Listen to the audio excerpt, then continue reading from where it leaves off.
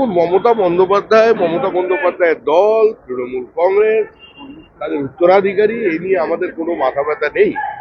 পশ্চিমবঙ্গের মানুষ তৃণমূলকে ভুলে গিয়েছে এবং স্মৃতি থেকে মুছে ফেলতে চাইছে।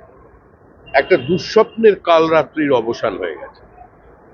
আর আমার মনে হয় এই নিয়ে কোনো আলোচনা করা উচিত নয়। তবে এটা ঠিক, পশ্চিমবঙ্গের মানুষ তাদের রাস্তায় বসিয়ে দিয়েছে। কর্মসূচি ঘিরে সারাক্ষণ বিশৃঙ্খলা ছিল। এই কর্মসূচি ঘিরে মানে দলের যারা কর্মী তাদের বিরুদ্ধেই অভিযোগ যে সারাক্ষণ বিশৃঙ্খলা ছিল, যেখানে নেত্রী কথা বলতে পারে। দেখুন, তৃণমূল কংগ্রেস আদপে কোনো রাজনৈতিক দল ছিল না। মমতা বন্দ্যোপাধ্যায় নিশ্চয়ই একটা সংঘর্ষের রাজনৈতিক অতীত ছিল। তিনি আপোষহীনভাবে সিপিএম এর বিরুদ্ধে লড়াই করেছেন, কিন্তু তারপরে একটা রাজনৈতিক দল বা একটা গণতান্ত্রিক ব্যবস্থার মধ্যে সরকার যেভাবে চলে সেভাবে চলেনি। তার পরিণতি হচ্ছে বিশৃঙ্খলা। এর সঙ্গে আমাদের দূর দূর পর্যন্ত কোনো সম্পর্ক নেই। সাংবাদিকরা বিভিন্ন সময় বিভিন্ন ধরনের প্রশ্ন করেন, সংবাদ মাধ্যমে কেউ কেউ ভিউজটাকে নিউজ বানিয়ে দিচ্ছেন। এগুলো চলবে, এটাই স্বাভাবিক।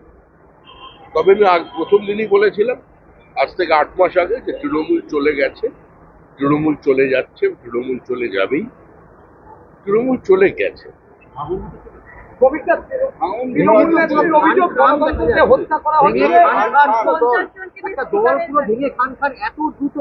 সেটা কোনো দল ছিল না, সেটা ভাঙার কোনো সূত্রই নেই।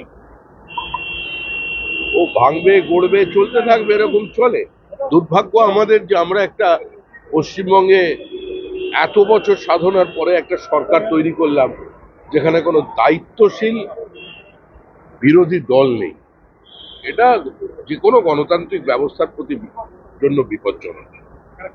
তৃণমূল নেত্রীর অভিযোগ, তৃণমূল নেত্রীর অভিযোগ গণতন্ত্রকে হত্যা করা হচ্ছে, প্রাণে মেরে ফেলার চেষ্টা করা হচ্ছে। পার্টি অফিস খুলতে দিচ্ছেন না নাকি আপনারা? ওরা যেগুলো করেছে ওগুলো এখন বলছে। অন্যদের পার্টি অফিস বন্ধ করে দেওয়া, আক্রমণ করা, খুন করা, মিটিং বন্ধ করা, শ্লীলতাহানি করা, গণধর্ষণ করা, যেগুলো করে এসেছে তৃণমূল, সেগুলো মনে পড়ছে, মানে জানে কাহা গয়ে ও দিন।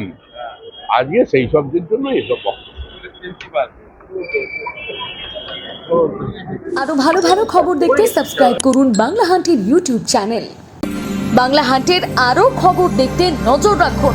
বাংলা খবর মানেই বাংলা হান্ট।